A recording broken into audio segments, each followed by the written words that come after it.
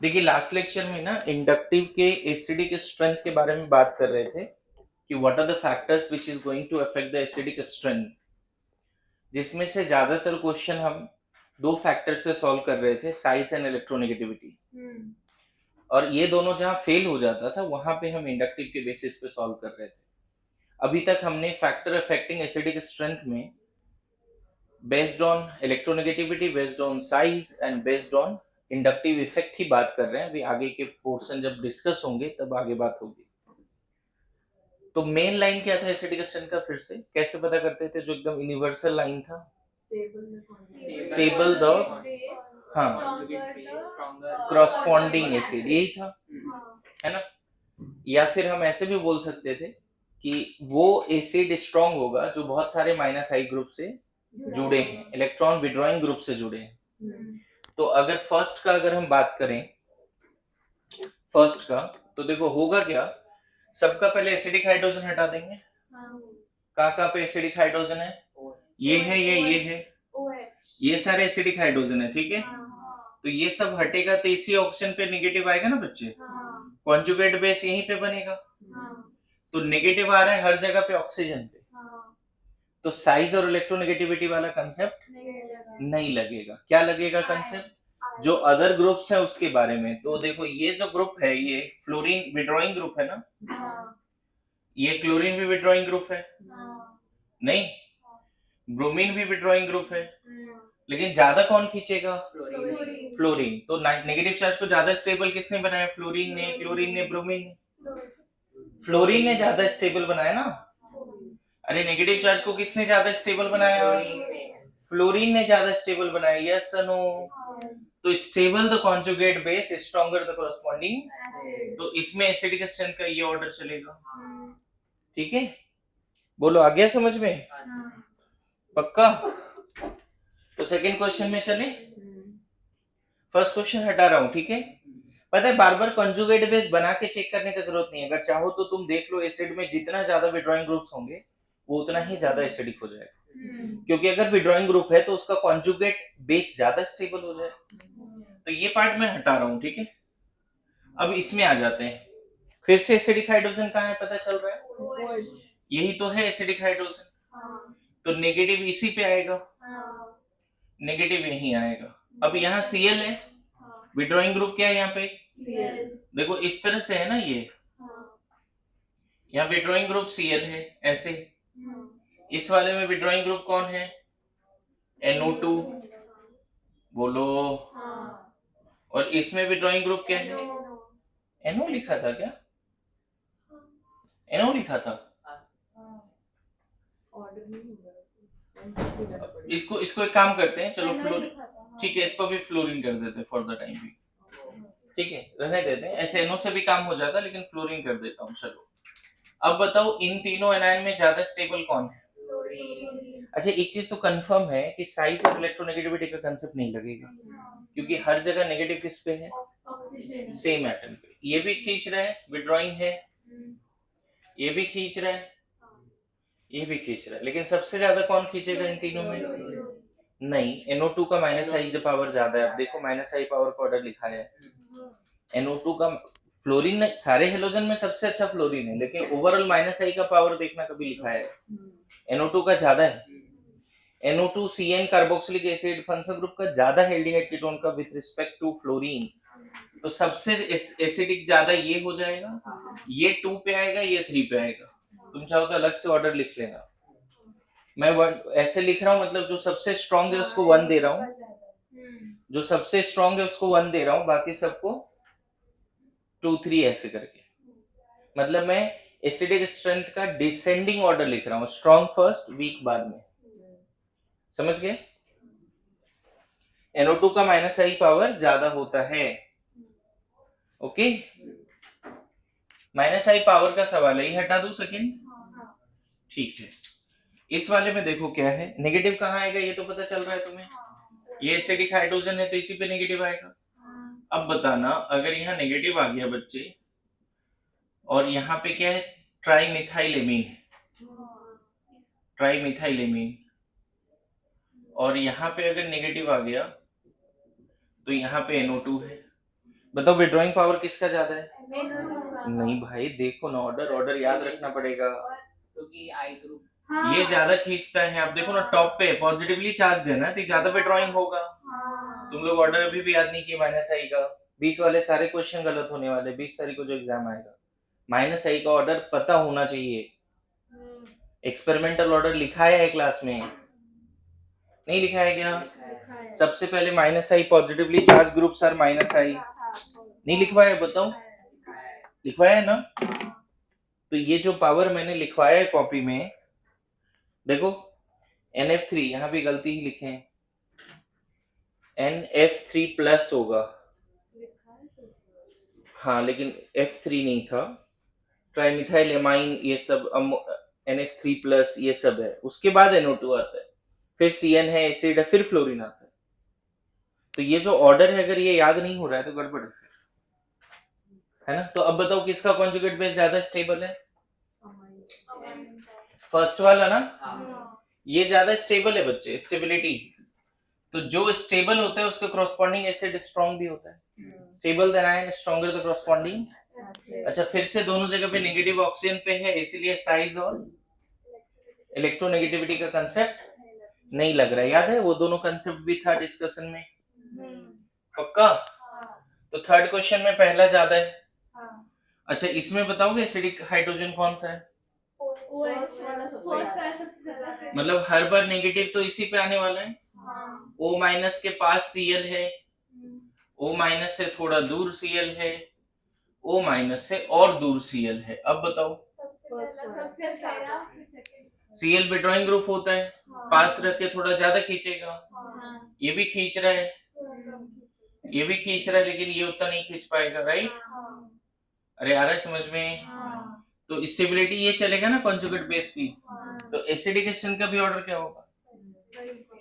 फिर से, जितना ज्यादा माइनस आई और माइनस आई ग्रुप जितना पास, उतना ही स्ट्रॉन्ग एसिड। इस तरह के लाइन लिख सकते हो, एसिडिक हाइड्रोजन जिस एटम से जुड़ा है, फिर से एसिडिक हाइड्रोजन जिस एटम से जुड़ा है, उस एटम के पास अगर माइनस आई है और स्ट्रॉन्ग माइनस आई है, तो एनायन को ज्यादा स्टेबल बना देगा। यस अनु? बोलो। वो एसिड स्ट्रॉन्ग है जो बहुत सारे माइनस आई ग्रुप से जुड़े हैं, और साथ साथ वो माइनस आई ग्रुप पास हो तो और अच्छा है। किसके पास हो? एसिडिक हाइड्रोजन जिस एटम से जुड़ा है उसके पास हो। एसिडिक हाइड्रोजन O से जुड़ा है, उसके पास है क्लोरीन। यहाँ थोड़ा डिस्टेंस बढ़ गया, यहाँ और डिस्टेंस बढ़ गया। Closer the electron withdrawing group, more powerful electron withdrawing group, stronger acid. Closer of what? Closer to the atom having acidic hydrogen, closer to the atom having। बार बार कॉन्जुगेट बेस बना के चेक करने का जरूरत नहीं है, अगर आप चाहो तो ऐसे भी क्वेश्चन कर सकते हो। ओके? अच्छा, इन सब में बता दो, इसको हटा दो। फोर्थ स्ट्रॉन्ग, इन सब में सबसे स्ट्रॉन्ग कौन? देखो सबसे पहले तो बताओ, इन सब में एसिडिक हाइड्रोजन किसके पास है? ये वाली हाइड्रोजन एसिडिक है ना बच्चे? सब लोग ये बताओ, ये हाइड्रोजन एसिडिक है ना? अब देखो इसका कॉन्जुगेट बेस बनाता हूं मैं। फॉर्मिक एसिड का कॉन्जुगेट बेस ये है ना? तुम चाहते तो ऐसे भी लिख देते, लेकिन मैंने थोड़ा एक्सपेंड करके लिख दिया। ये फॉर्मिक एसिड है तो यहाँ माइनस आएगा, समझे? तो थोड़ा एक्सपेंड करके लिख दिया। What about this? ऐसे लिख सकते हैं ना? ओके, ए ऐसे लिख दें, चलेगा? और ये अब बताओ, फिर से बताओ, नेगेटिव तो हर जगह पे किस पे है? ओ पे है। नेगेटिव हर जगह पे ओ पे। साइज और इलेक्ट्रोनेगेटिव कंसेप्ट। मजेदार बात है, ये वाला पार्ट तो सबके पास है ना जी। तो डिसाइडिंग फैक्टर कौन है? यहाँ H है, यहाँ मिथाइल है, इथाइल है, यहाँ आइसोप्रोपाइल है। पता है आपको, अल्काइल ग्रुप सा डोनर होता है। अल्काइल ग्रुप सा विड्रॉइंग नहीं होता है, कैसा होता है? डोनर। ये तो प्लस आई माइनस आई कुछ नहीं लगाता, जीरो। ये प्लस आई है, ये भी प्लस आई है, ये भी लेकिन प्लस आई ये तो मैक्स लगाएगा ना, और ये प्लस आई मिनिमम लगाएगा। अब बताओ प्लस आई दे रहा है तो इसको स्टेबल बना रहा है, नहीं स्टेबल बना रहा है, इलेक्ट्रॉन रिलीज कर रहा है, उधर ऑलरेडी इलेक्ट्रॉन है, तो इस ये कॉन्जुगेट बेस हाईली अनस्टेबल है because of the maximum plus I, और ये कॉन्जुगेट बेस सबसे ज्यादा स्टेबल है क्योंकि जहां नेगेटिव है उसके बगल में हाइड्रोजन है जो प्लस आई माइनस आई नहीं लगाता। मिथाइल थोड़ा डोनर है, देख रहे हो, ये थोड़ा और डोनेट करेगा, समझ रहे हो, ये थोड़ा और डोनेट करेगा, देखो 3 एरो दिखा दिया, इससे समझ लो ये सब मिला के यहाँ नेगेटिव चार्ज एक्यूमुलेट कर रहा है और वहां नेगेटिव ऑलरेडी है। Accumulation of like charge destabilise the system, law of electrostatics. तो इसमें एसिडिक स्ट्रेंथ का ये ऑर्डर होगा। पता है फॉर्मिक एसिड काफी स्ट्रांग होता है, जैसे जैसे आर पार्ट बढ़ेगा ना एसिडिक स्ट्रेंथ वीक हो जाएगा।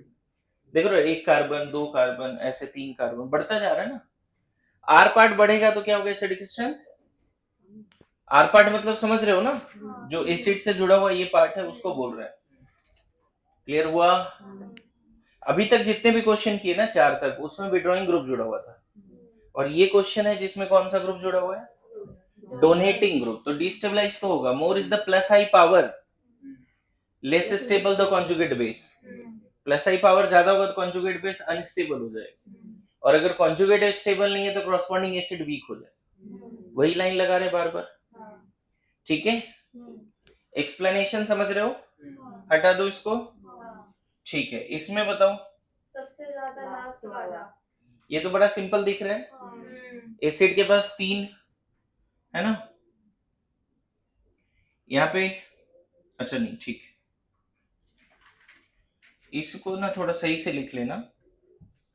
देखो CH3COH है, 3 हाइड्रोजन नहीं, अब 1 क्लोरीन है 2 हाइड्रोजन है, फिर यहाँ 2 क्लोरीन CHCOH होगा, 2 क्लोरीन, ये दोनों क्लोरीन किससे जुड़ा है, कार्बन से, और यहाँ पे फिर 3 क्लोरीन है CCl3COH।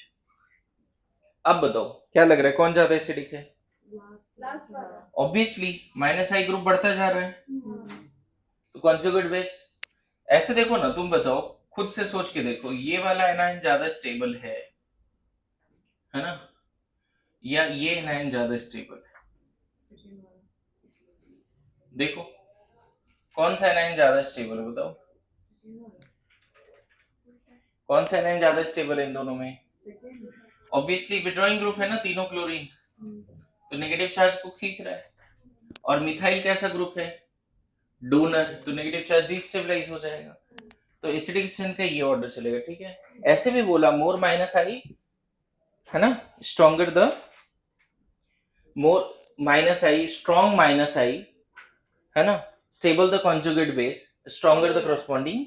बार बार एक ही कंसेप्ट लग रहा है, देख रहे हो, पहला दूसरा कंसेप्ट से हो ही नहीं रहा है, बोलिए ये हटा दूं, सब लोग 5th वाले क्वेश्चन डन, चलो 6th वाले क्वेश्चन पे बात करते हैं। हाँ 7th, ये तो बड़ा आसान है, इसको ऐसे लिखते हैं, विड्रॉइंग ग्रुप, ये वाला ग्रुप देखो ना, दोनों तो डिस्टेंस तो सेम ही है, लेकिन ज्यादा खींचने का पावर किसके पास है, NO2, तो दिक्कत ही नहीं है। इन दोनों में F का ज्यादा खींचने का पावर है ना, खींच तो दोनों ही रहा है लेकिन F ज्यादा खींच लेगा।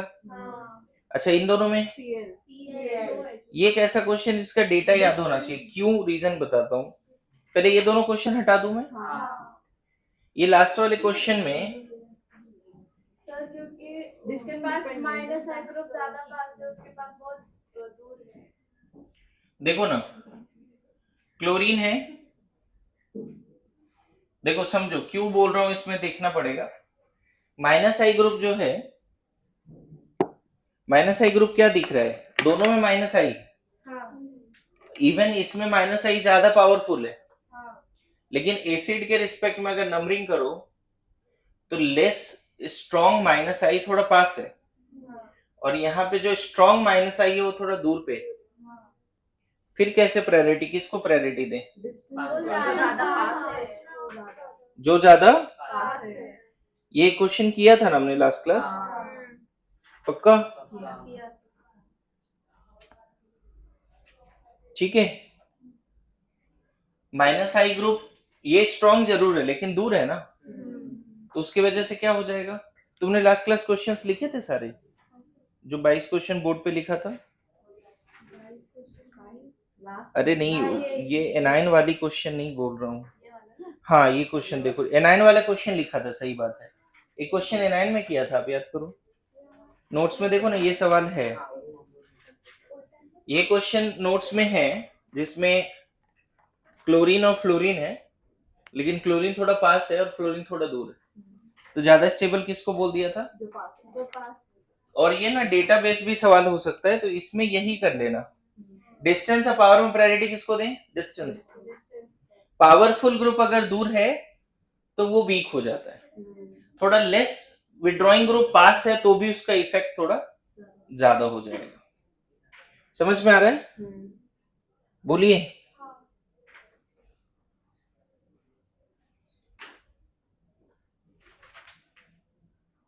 देखो फिर से ध्यान रखना, डीएनपी करके रूल होता है, डीएनपी डिस्टेंस नंबर। सबसे पहले जो पास वाला ग्रुप है, वेदर इट इज वीक और स्ट्रॉन्ग, पास है तो उसका इंपैक्ट ज्यादा पड़ेगा। फिर नंबर ऑफ आएगा, देखो हंसो मत पास है तो इंपैक्ट ज्यादा पड़ेगा, सही है या नहीं है। हाँ, फिर नंबर है ना, फिर लास्ट में पावर है ना।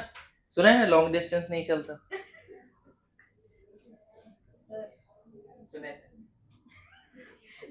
है कि नहीं, वो शाहरुख खान वाला वो डायलॉग सुना है ना, और पास और पास और पास।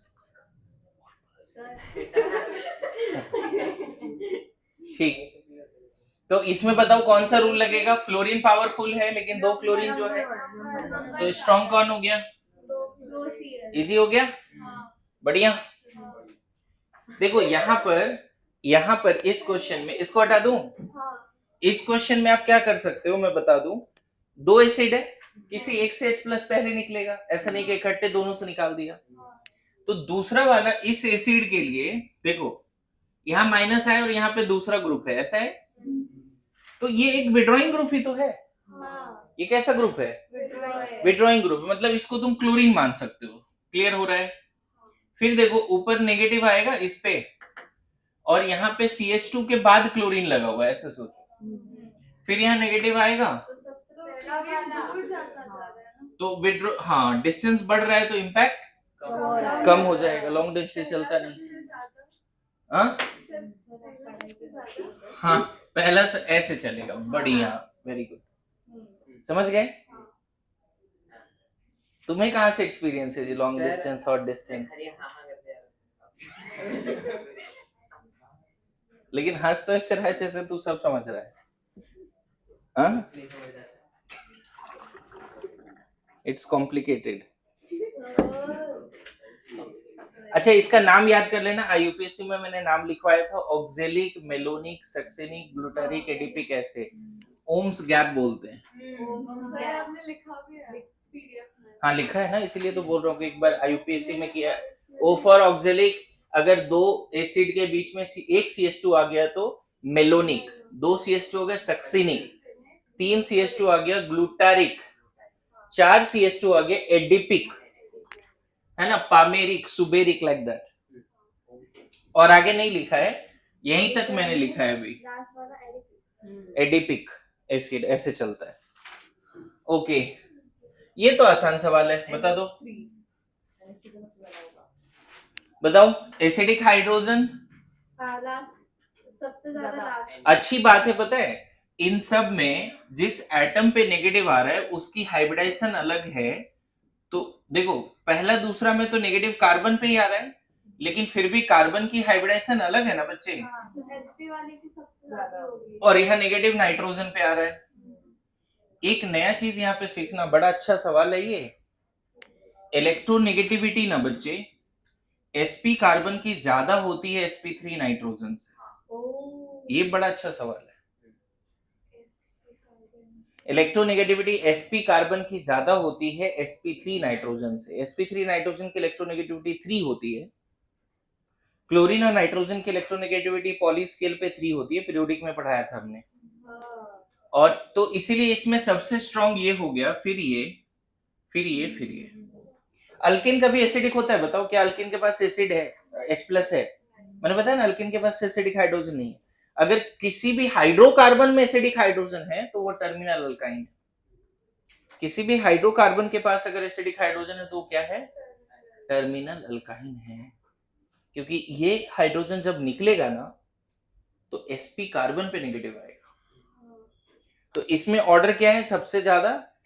इथाइन, फिर अमोनिया। Very very important. यहाँ पे तुम अमोनिया को ज्यादा बोल रहे हो, अभी आतिफा ने बोल भी दिया था, याद है? लेकिन ये कंसेप्ट फैक्चुअल जैसी बातें हैं। अच्छा, ये क्वेश्चन क्लास में कराया हुआ है। इसमें इलेक्ट्रोनेगेटिविटी का कंसेप्ट लगेगा, इसमें साइज का कंसेप्ट लगेगा, down the group negative charge on bigger size atom more stable, आपको याद होगा। इसमें भी साइज का, इसमें भी साइज का। सारे क्वेश्चन समझ में आ गए? आज तक मैंने अभी तक जितने भी क्वेश्चंस कराए वो मेनली किस पे थे? इंडक्टिव, इलेक्ट्रोनेगेटिविटी और साइज के कंसेप्ट पे थे। समझ में आ रहा है जी? To compare the basic strength, to compare the basic strength of, बस बेसिक स्ट्रेंथ लिखो। मेनली जो 4-5 कंपाउंड है वो तो हम लोग थोड़े समय के बाद पढ़ेंगे। बेस कौन होता है जी? बेस के बारे में क्या क्या बोल सकते हैं? है ना, H+ एक्सेप्टर ना। पहले थोड़ा डेफिनेशन तो बताएं। आर्हेनियस का सॉरी ब्रॉन्स्टेड लॉरी कंसेप्ट है, Bronsted Lowry concept. OH- donor, ये आर्हेनियस कंसेप्ट है, याद आ रहा है? Lone pair donor, lone pair donor, ये लेविस कंसेप्ट, याद आ रहा है थोड़ा बहुत? बढ़िया। अच्छा, अगर मैं यहाँ पे बोलूं स्ट्रॉन्ग बेस और वीक बेस, तब क्या बोलोगे तुम? नहीं, धीरे धीरे बात करते हैं, स्किल में थोड़ा समय में जाएंगे। Very good. Highly reactive, unstable, energetic ना, एनर्जेटिक, ओके। और वीक बेस में क्या लिख सकते हैं वो बाद में कर लेंगे। क्या लिख दें? मैक्सिमम टेंडेंसी, टेंडेंसी टू, मैं बोल सकता हूं डोनेट OH- या लोन पेयर, और लोन पेयर भी बोल दें। और यहां पे बोल सकते हैं maximum tendency to accept H+, नहीं, जनरली स्ट्रॉन्ग बेस का pH हाई होगा, है ना? pH हाई मतलब 13-14, pOH लो बोल सकते हो, है ना? 0, 1, 2, 3 ऐसे चल सकता है। स्ट्रॉन्ग बेस का Kb वैल्यू स्केल हाई या लो? स्ट्रॉन्ग बेस का Kb value high, and pKb value very good. ये 10⁵ ऐसा बोल सकते हैं, राइट? 10⁻10, ये -5, -2, नेगेटिव, लो, है ना? क्लियर हो रहा है? देखो, मैं डायरेक्ट बेसिक स्ट्रेंथ पे नहीं आ रहा हूं, पहले थोड़ा सा आइडिया दे रहा हूं कि बेस क्या होता है। आप एक काम करो, वीक बेस के बारे में भी चीजें लिख दो। मुझे लगता है इसका अपोजिट लिख पाओगे तुम लोग। जनरली कोई बोले एक्सपेरिमेंटल डेटा क्या है तो ये बोलेंगे ये स्केल है। बोले एक्सपेरिमेंट के बारे में बताइए, कैसे पता चलेगा एक्सपेरिमेंटली कि कोई स्ट्रॉन्ग बेस है? तो बोलना कि 4-5 बेस को अगर आपको कंपेयर करना है तो उसका Kb हमें दे दीजिए, मैं बता दूंगा कौन स्ट्रॉन्ग है कौन वीक है, नहीं? या पीके भी दे दीजिए, ठीक है? थोड़ा फटाफट लिख लीजिए। ठीक है, वीक बेस स्ट्रॉन्ग बेस लिख लिया आप लोगों ने? बढ़िया। वीक बेस के भी पॉइंट्स लिखे बच्चे? ठीक है। अब मुझे बताओ कि अगर बेसिक स्ट्रेंथ का बात करें तो बेसिक स्ट्रेंथ का 2 ऑर्डर बोल सकते हैं, असेंडिंग, नहीं, क्या स्पेलिंग बताया था असेंडिंग का? CEN, असेंडिंग, ठीक है। और क्या? डिसेंडिंग, यही ना, सही है? हाँ, एसेंडिंग डिसेंडिंग, सही लिखा है ना? सही है। बढ़िया। तो अगर मैं बात करूं एसेंडिंग ऑर्डर, तो समझ रहे हो ना, वीक एसिड पहले, सॉरी वीक बेस पहले, स्ट्रॉन्ग बेस बाद में, यही ना? हाँ, और डिसेंडिंग ऑर्डर में स्ट्रॉन्ग बेस पहले, वीक बेस बाद में, ये समझ रहे हो? मतलब अगर बोला जाए तो यहां पे तुम क्या रखोगे, केबी लो और केबी हाई। मतलब आपसे ये पूछ सकता है base ascending order of basic strength, पूछ सकता है इंक्रीजिंग ऑर्डर। असेंडिंग मतलब क्या, इंक्रीजिंग ना, और यहाँ पे डिक्रीजिंग ऑर्डर पूछ सकता है ना। ये नहीं पूछ के तुमसे पूछ देगा इंक्रीजिंग ऑर्डर ऑफ केबी, मतलब यही पूछा है। इंक्रीजिंग ऑर्डर ऑफ केबी मतलब वीक बेस पहले, स्ट्रॉन्ग बेस बाद में। अरे यस नो? अच्छा, डिक्रीजिंग ऑर्डर ऑफ केबी, तो यहाँ पे केबी क्या बोलेंगे, हाई, और पीकेबी, सॉरी केबी लो। यहां तक समझ रहे हो? बोलो, यहां तक समझ रहे हो? अरे यस नो? अच्छा, इसमें और क्या बोल सकते हैं, पीकेबी हाई एंड पीकेबी लो, याद रखना। और स्ट्रॉन्ग बेस पहले है, मतलब पीकेबी क्या है, लो, एंड यहाँ पीकेबी क्या है, high. Order of basic strength that may be increasing और डिक्रीजिंग, क्वेश्चन में ऐसा रहेगा, ध्यान रख सकते हो। ऑर्डर ऑफ बेसिक स्ट्रेंथ में क्या हो सकता है, क्वेश्चन में क्या रह सकता है, बोलो। स्ट्रॉन्ग या वीक रह सकता है, राइट? अच्छा, मान लो मैं बोलता हूं कि decreasing order of KB, decreasing order of KB मतलब कौन सा पार्ट, डिसेंडिंग ना, decreasing order of basic strength. Decreasing order of KB means decreasing order of basic strength, मतलब स्ट्रॉन्ग बेस पहले, वीक बेस बाद में, बताया था ना ऐसा? ठीक है। अब मुझे बताओ, बेसिक स्ट्रेंथ में पूछ रहा हूं, दो बेस है, AOH है और BOH है सपोज। इसकी केबी दी हुई है 10⁻⁵, इसकी केबी दी हुई है 10⁻3। क्या लगता है, बेसिक स्ट्रेंथ बता सकते हो क्या, कौन स्ट्रॉन्ग बेस है, AOH या BOH? जिसकी केबी ज्यादा, तो जनरली मैं डिक्रीजिंग ऑर्डर में सजा देता हूं, BOH स्ट्रॉन्ग है और AOH वीक है। बोलो, कोई दिक्कत इस क्वेश्चन में? अच्छा, एक क्वेश्चन ऐसा है, मान लो बेसिक स्ट्रेंथ XOH है, YOH है, इसकी वैल्यू ऐसी दी हुई है, पीकेबी मान लो 3 है और पीकेबी 7 है। अब बताओ बेसिक स्ट्रेंथ कौन स्ट्रॉन्ग बेस है? देखो, केबी में तो हम higher the value of K B stronger the acid, higher the value of K B, sorry stronger the base, higher the value of K B stronger the base, so lower the value of P K B stronger the base. तो lower value P K B क्या किसका है, तो ध्यान रखना X O H strong base है YOH से।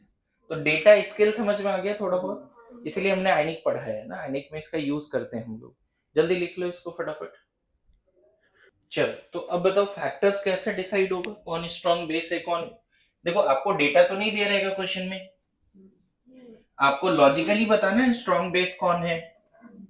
बोलो, फैक्टर्स अफेक्टिंग बेसिक स्ट्रेंथ का लॉजिक बताना है ना?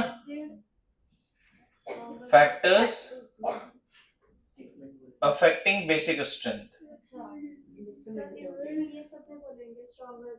हाँ ये लाइन बोल सकते हैं, जैसे वहां बोलते थे स्ट्रॉन्ग एसिड का कॉन्जुगेट बेस वीक होता है, स्टेबल होता है, तो वहां पे क्या बोलते थे, stable the conjugate base stronger the corresponding acid, तो यहाँ क्या बोलेंगे,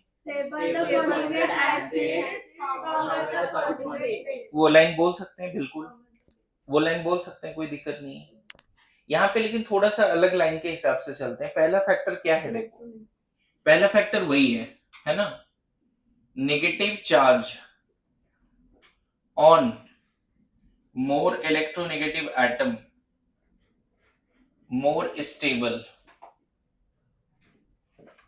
लेस बेसिक, मोर स्टेबल, लेस बेसिक। समझ गए? अच्छा, ये कहाँ लगता है, इन पीरियड या इन ग्रुप? पीरियड। देखो जो पहले सिखाया है वही। आपको कैसा क्वेश्चन पूछा जाएगा मैं बताऊं? आपको पूछा जाएगा बताइए इन सब की बेसिक स्ट्रेंथ बताइए, एनायन की बेसिक स्ट्रेंथ बताइए। आपसे पूछा जाएगा एनायन की बेसिक स्ट्रेंथ बताइए, ठीक है? बेसिक स्ट्रेंथ एनायन की बताइए। अच्छा बताओ, सारे एनायन H प्लस लेने के लिए मरा जा रहा है या नहीं?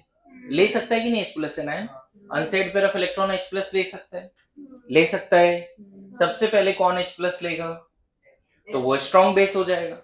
सबसे पहले H प्लस कौन लेगा? जो भी लेगा वो स्ट्रॉन्ग बेस हो जाएगा। अब बताओ एनायन कौन ज्यादा स्टेबल है? F माइनस स्टेबल है ना, वो खुद अगर स्टेबल है तो क्या वो जल्दी H प्लस लेके HF बनाएगा? बोलो, ये स्टेबल है ना बच्चे? लीस्ट स्टेबल एनायन कौन है इसमें? अरे यार, negative charge on more electronegative atom, negative charge on more electronegative atom, है ना, मोर स्टेबल लेस बेसिक। तो negative charge on fluorine more stable less basic.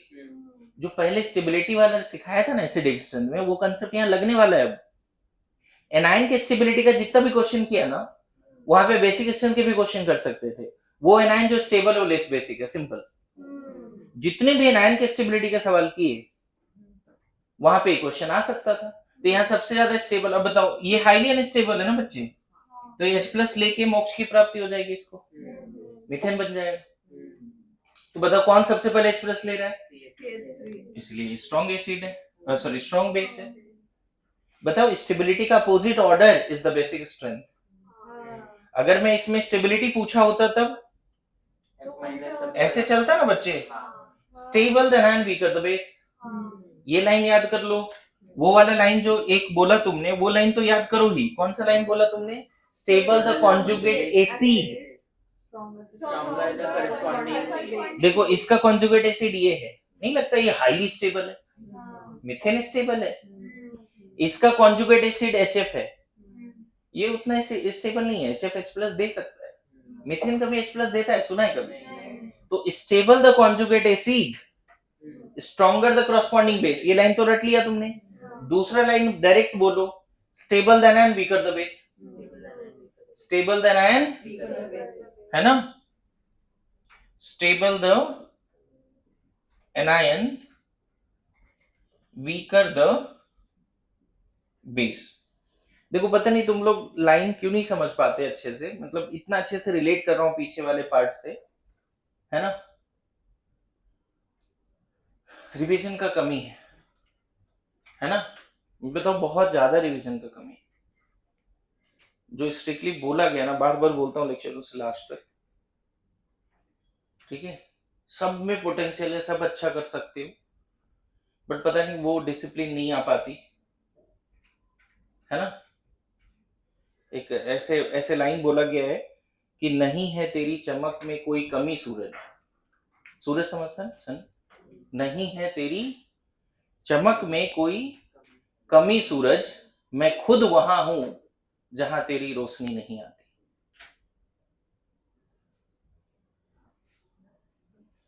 किसी को समझ साहब अब समझाइए क्यों नहीं समझ में आ रहा है? हाँ, नहीं समझा तुम लोग ना? नहीं है तेरी चमक में कोई कमी सूरज, नहीं है तेरी चमक में या तुम्हारी रोशनी में कोई कमी सूरज, मैं खुद वहां हूं जहां तेरी रोशनी नहीं आती।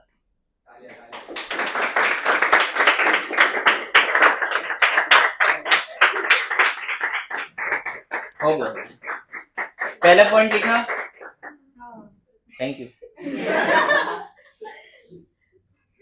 ऐसे तुम्हें क्या लगता है टीचर में जो सबसे एक मेन क्वालिटी होना चाहिए वो क्या होना चाहिए तुम्हारे हिसाब से? कि वो बच्चों को पढ़ा सके। हाँ मतलब जो जीरो से स्टार्ट कर रहा है उसको तो हाँ नहीं माइनस लगे नेगेटिव। मतलब मेरी क्या ऐसी गलती है कि मतलब मुझे मतलब ऐसे बच्चे मिल सकते हैं? सर ये मेरी क्या प्रॉब्लम है, मेरे को बताओ। पिछले जन्म का कुछ होगा। पाप कर्मा सर, कर्मा। नहीं, मैं हंसी मजाक अपने जगह पे, मैं सीरियसली पूछना चाहता हूँ। बच्चे अच्छे नहीं है, मतलब आपका हाँ, क्या हो गया। कहने का मतलब 1% भी ऐसा मीनिंग नहीं है। मैं बस इतना बोलना चाह रहा हूँ कि डिसिप्लिन नहीं। तुम्हें क्या सुनना है वो तुम देख लो, ठीक है। हाँ, रेगुलर नहीं है, डिसिप्लिन नहीं है, जो गाइडेंस दिया जा रहा है वो फॉलो नहीं करते, बस इतनी सी बात है। मैंने 1000 बार बोला यार, मैं गधों पे डाउट नहीं करता, अब तो इंसान हो। सर आपने कब देख लिए? शांत शांत शांत। हाँ, फिर से बोल रहा हूँ, क्वालिटी क्या लगता है, क्या होना चाहिए? मतलब अभी हम ऐसे नहीं करते हैं पढ़ाई। हाँ हाँ, पढ़ाई नहीं करते लेकिन टीचर को तारीफ ही करना चाहिए, ऐसा? नहीं ओके। तो भी आप ऐसे मतलब ये नहीं होता है कि आप कम पढ़ते हो करते हो पढ़ाई, मतलब सिखाते कम हो। मैं तो बहुत पढ़ता हूँ तुम्हें पढ़ाने के लिए। अच्छा ठीक है, आगे। आपको कभी नहीं होता है कि पढ़ नहीं रहे तो कम सिखा देते हैं, या जैसे आप लगातार वो डिसिप्लिन सिखाते हैं? नहीं मतलब अच्छा टीचर वो है जो सब्जेक्ट से प्यार करा दे, ऐसा। हाँ मतलब जिसको नहीं आता उसको भी लगी हुई है। इस जगह पे तो मैं चूक जा रहा हूँ एक दो लोगों के नहीं लिए। सर, बिल्कुल नहीं। ओके। कुछ नहीं बोल रहा। अरे ये बार बार अपने पे ले लेती है, उसको समझ में आ गया मैंने किसको बोला है। ओके ठीक है, आगे आगे नेक्स्ट। मतलब पता नहीं, मुझे जो लगता है ना, देखो ये सारी चीजें किस वजह से हो रही है कि उनकी खुद की गलती कि है। तुम फिजिक्स केमिस्ट्री अच्छा कर लो, उससे क्या ही हो जाएगा। तुम्हारा लाइफ अच्छा होना चाहिए 10 साल के बाद।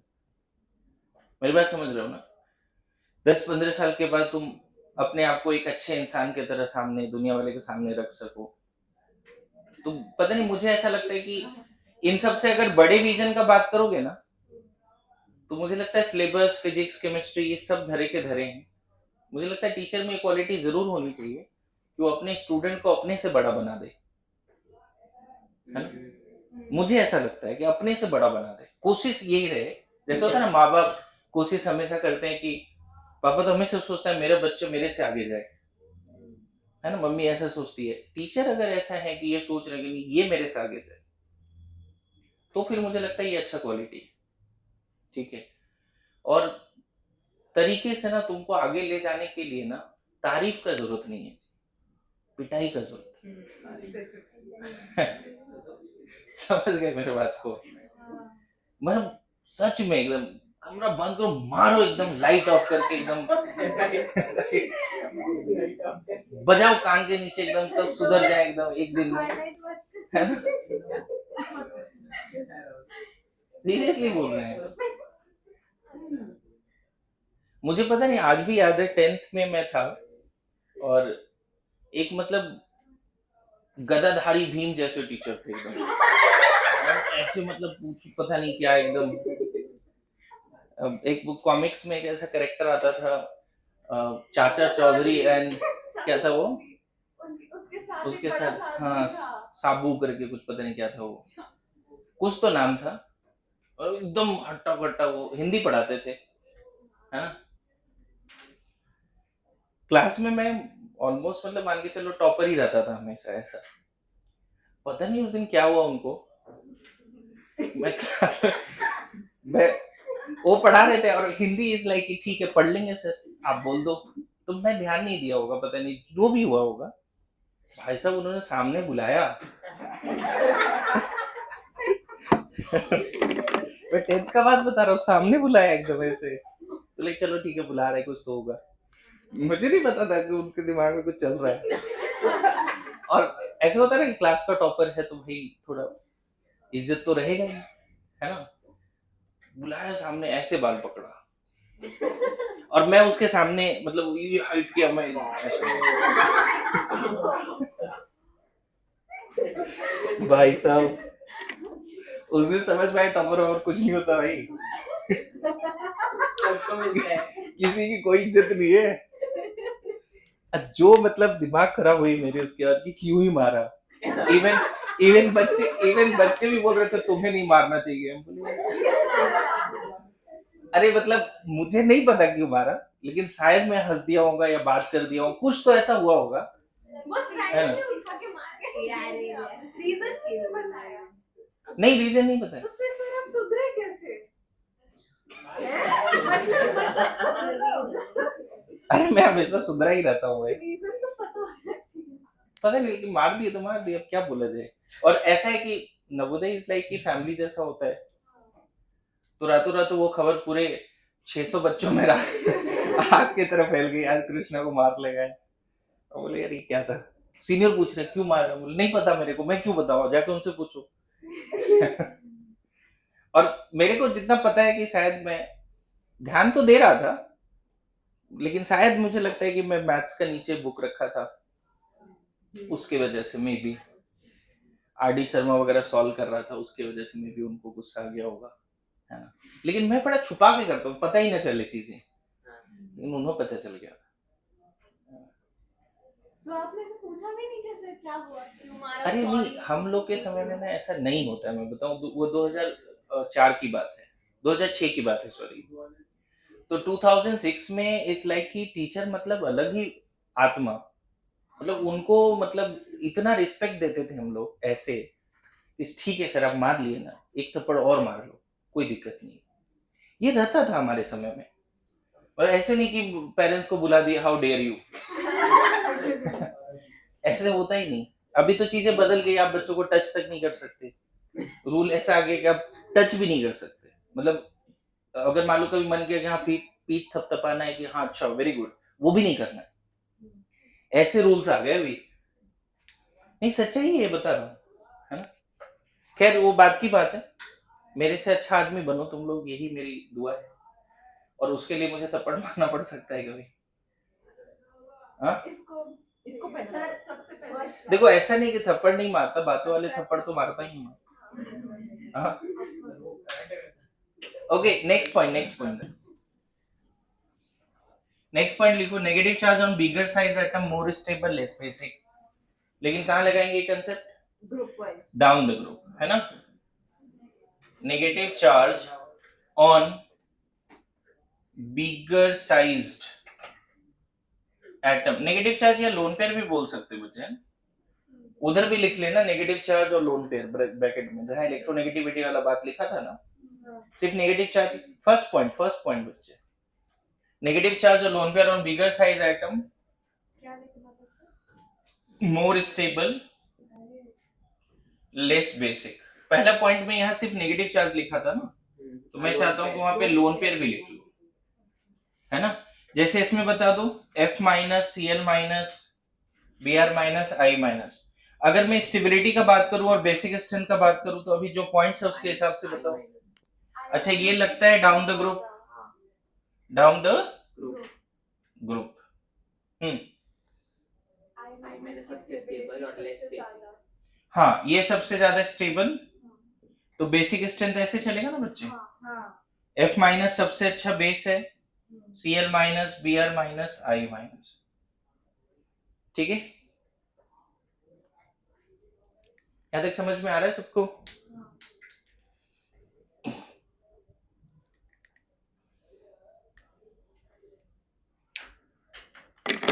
आपको क्या करना है, जो एनाइन की स्टेबिलिटी वाला क्वेश्चन लिखा है ना, वो सारे क्वेश्चन दोबारा लिखना है यहाँ पर, है ना।